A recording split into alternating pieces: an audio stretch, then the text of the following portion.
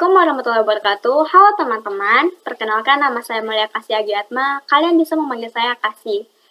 Di sini saya akan membuat video tugas mata kuliah aplikasi komputer. Dosen pengampu Pak Andi Harpepen. Oke, di video ini saya akan membuat tutorial sedikit mengenai Microsoft Excel. Pertama-tama kita buka Microsoft Excel, lalu blank workbook. Nah, dia akan berubah menjadi tampilan seperti ini. Microsoft Excel itu berfungsi untuk membuat laporan keuangan ataupun yang berkaitan dengan keuangan. Microsoft Excel itu lebih ke angka-angka. Jadi karena itu dia berfungsi untuk membuat laporan keuangan ataupun yang berkaitan dengan keuangan. Nah, di atas ini ya ada tulisan Book 1 atau buku kerja 1. Book 1 atau buku kerja itu dibagi menjadi dua, yaitu page dan sheet. Sheet adalah lembar kerja, sedangkan page itu adalah lembar kerja yang dibagi menjadi dua sisi. Page itu terdapat sel. Nah, ini adalah sel. Sel itu adalah gabungan antara kolom dan baris. Lalu, gabungan dari sel itu adalah range. Range itu adalah gabungan dari sel. Setelah itu, cara melihat jumlah kolom yaitu dengan kita klik kontrol lalu tanda panah ke bawah. Nah, kita akan tahu jumlah dari kolom itu berapa. Yaitu A104857 itu adalah jumlah kolom terbanyak. Lalu kita kembalikan ke awal itu dengan klik kontrol lalu klik tanda panah ke atas. Dia akan kembali ke seperti semula. Untuk melihat jumlah baris itu tinggal klik kontrol lalu tanda panah ke kanan. Nah, dia akan otomatis ke baris terbanyak, yaitu adalah XFD. Untuk kembali ke semula, itu tinggal klik kontrol lalu ke tanda panah kiri. Dia akan kembali ke baris 1. Setelah itu, Microsoft Excel ada 4 pointer. Yang pertama yaitu adalah tanda panah tambah putih. Tanda panah putih ini berfungsi untuk memblok. Nah, seperti ini. Lalu ada tanda tambah hitam, itu kita dapatkan dari mengklik persegi kecil di sudut sel. Di sudut bawah kanan sel. Nah, ini berfungsi untuk mengisi sel-sel yang berdekatan secara otomatis dan melanjutkan nomor berikutnya. Contoh 2, 3. Nah, kita akan mengisi sel yang di bawahnya. Itu terserah mau kalian isi sampai kolom berapa. Nah, dia akan otomatis mengisi angka yang di atas. Atau juga bisa untuk melanjutkan nomor berikutnya, itu perlu mengisi 2 sel. 1, 2. Nah, lalu kita blok 2 selnya, lalu kita tarik ke bawah, dia akan otomatis melanjutkan nomor berikutnya. Lalu, yang ketiga itu ada tanda panah hitam ke bawah. Ini berfungsi untuk memblok kolom, sedangkan tanda panah hitam ke samping ini berfungsi untuk memblok baris. Seluruh baris yang ini untuk memblok seluruh kolom. Nah, yang keempat itu ada tanda panah yang berlawanan arah. Nah, ini ini berfungsi untuk mengubah ukuran kolom, sedangkan yang ini, tanda panah yang berlawanan arah ke atas dan bawah ini berfungsi untuk mengubah ukuran baris.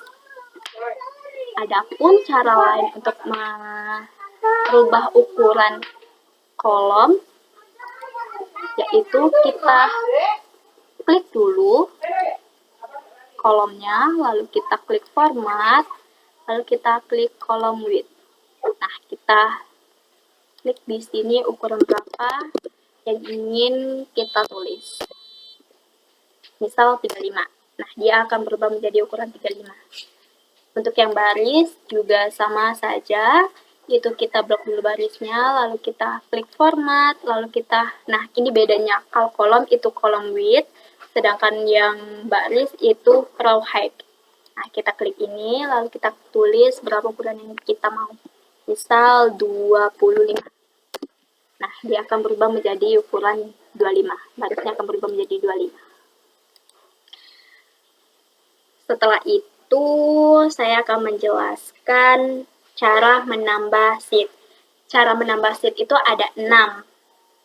Cara yang pertama itu tinggal mengklik tanda tambah ini, yaitu new sheet. Nah, kita klik, dia akan menambah sheet baru. Cara yang kedua itu kita klik kanan.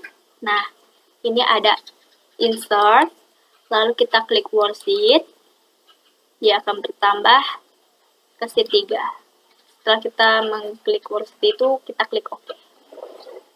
Terus cara yang ketiga itu ada ini, insert di home, itu ada insert, lalu insert sheet. Dia akan bertambah ke sheet 4. Cara yang kelima itu ada klik kanan, lalu kita ke hide, lalu kita klik kanan lagi, unhide. Klik OK. Nah, dia akan bertambah. Sebenarnya untuk cara yang keempat ini, dia itu lebih ke menghilangkan dan memunculkan lagi sheet. Lalu cara yang kelima yaitu klik Alt, lalu H, Alt plus H plus I plus S. Nah, dia akan berubah menjadi sheet berikutnya.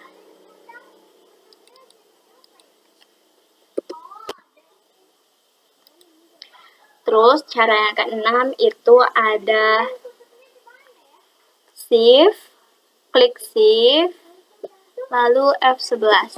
Nah, dia akan menambah sheet baru. Ini kenapa dia sheet 8? Karena tadi saya udah bikin sheet 5 dan 6, tapi saya hapus lagi. Tinggal kita rubah aja.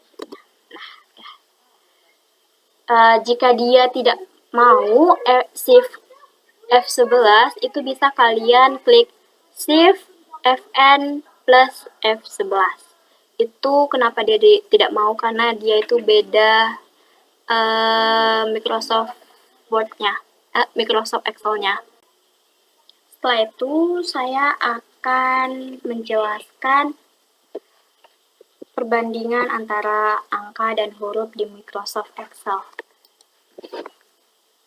Sini saya ketik 10 A, B, C, 10 AC.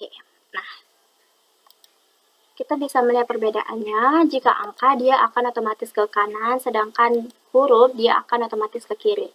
Begitupun dengan huruf dan angka, dia akan otomatis ke kiri.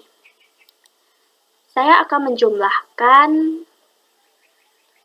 10 dengan angka yang lain. 20. Lalu kita tarik ke bawah. Nah, kita jumlahkan.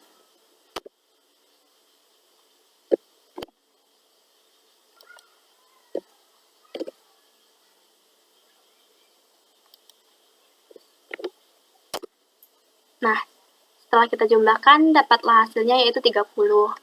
Nah, kalau misal angka dan huruf dijumlahkan, dia akan berubah seperti ini.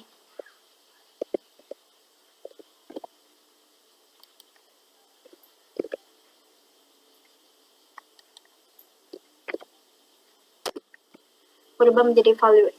Itu atau tidak bisa. Antara angka dan huruf itu tidak bisa dijumlahkan. Begitupun juga gabungan antara huruf dan angka ditambah dengan angka. Contoh.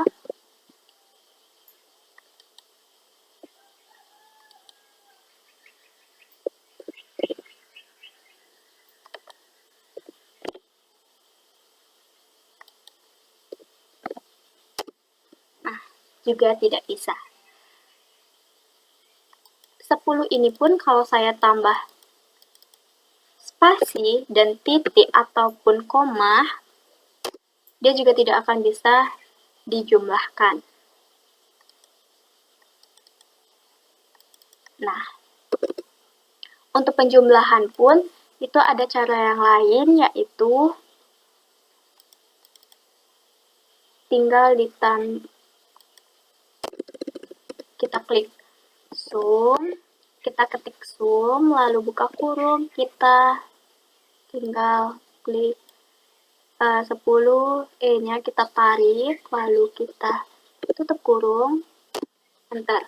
Nah, dapatlah jumlahnya seperti tadi. Oke, sekian video tutorial sedikit mengenai Microsoft Excel dari saya. Kurang dan lebih saya mohon maaf. Terima kasih juga atas perhatiannya. Wassalamualaikum warahmatullahi wabarakatuh. Dadah!